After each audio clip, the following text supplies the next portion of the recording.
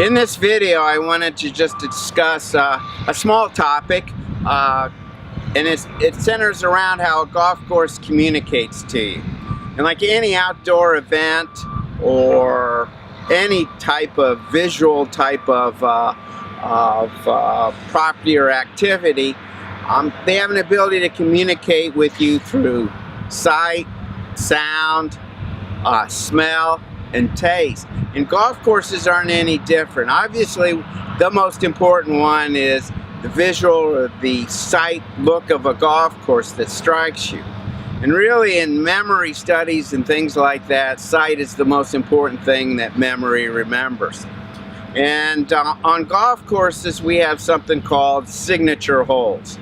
And signature holes are something that stands out, or a specific hole out of those 18 that is really looked upon as the epitome of that course, or the most important thing. Now, that doesn't have to be the longest hole, or it doesn't have to be the last hole. All right, signature holes are ones that can be as simply the one hole that's the most photographed by golfers or people. It can be the hole that is, in a sense, the most challenging. It doesn't matter the distance, as we can see. And the third may be it just brings the round to basically the high point or the climax. And when I think about signature holes, one that stands out in my mind is the 17th hole at TPC Sawgrass, shown here. It is a short par 3. But when wind blows and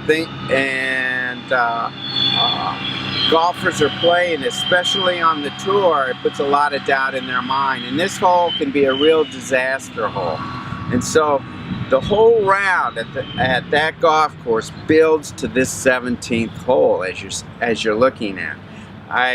Years ago, there was an article in Golf Digest where they got a couple, or they were trying to determine the worst golfer in the United States. All right, and they brought two guys in and they played TPC Sawgrass. And when they got to the 17th hole, the quote-unquote worst golfer shot 162 on that hole. Another type of signature hole may be just the beauty of it, or something that sticks in your mind. And the one I think of, for example, is the 13th at Leopards Creek in South Africa. And it's a par 5. Here it's looking back toward the tee. But when you come around the corner of this par 5 and onto the green, you look straight across into Kruger National Park. You look at the, actually this is called Crocodile River. And then, as you can see elephant herds going across. It's a dramatic view, and just something that strikes everyone that plays that course, that hole. Matter of fact, that's really the only hole I remember from that golf course. Here I'm on the 11th hole at Muirfield Village, and right now it doesn't look too visually pleasant with the big dump truck behind me, but right now this is right before the tournament. Actually, they're sealing the cart paths and the pathways for the tournament. But I picked the 11th hole. You'll see photos of this. This is sometimes considered the signature hole at Muirfield Village. All right. Other factors that come into are things like smell. You know, on golf courses, flowers, all those kind of things. Taste can be courses along oceans, rivers, taste of salt water, things like that, or other tastes that we come across the golf course.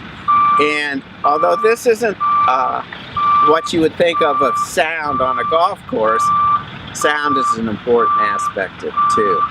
So what I want to do is actually kind of in a simulated way walk down this golf hole, the 11th, and look around and see from various golf courses I've traveled around the world what I've noticed.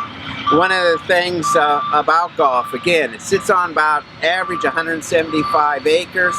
And out of that 175 acres, the tees, greens, fairways, driving range account for about 40-45 acres of that whole 175. The remaining acreage is either roughs and out of play areas or wild areas, trees, whatever. So a large part of golf courses is not really maintained.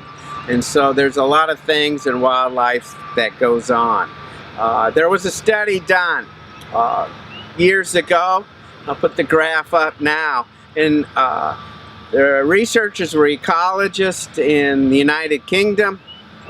And what they did was they surveyed golfers and non-golfers about golf courses. And when they said, are golf courses environmentally friendly? 80% of golfers said yes, and they're critical components of the environment and are helpful. When they polled non-golfers, it was the exact opposite. 80% said no, golf courses are bad for the environment. So I guess from that, from whatever perspective you take, I guess it has to do with whether you're involved in the game or not.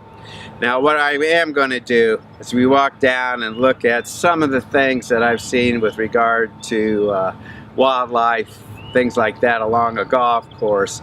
Not all of these pictures were taken along the 11th hole, as I mentioned. They're ones I've gathered from around the world. So let's get going.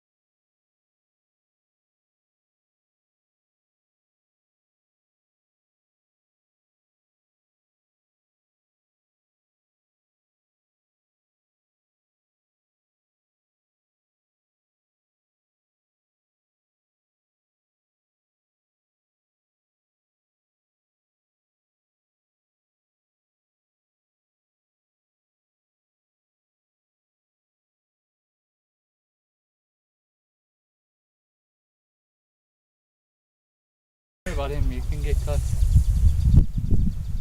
probably a couple of meters short.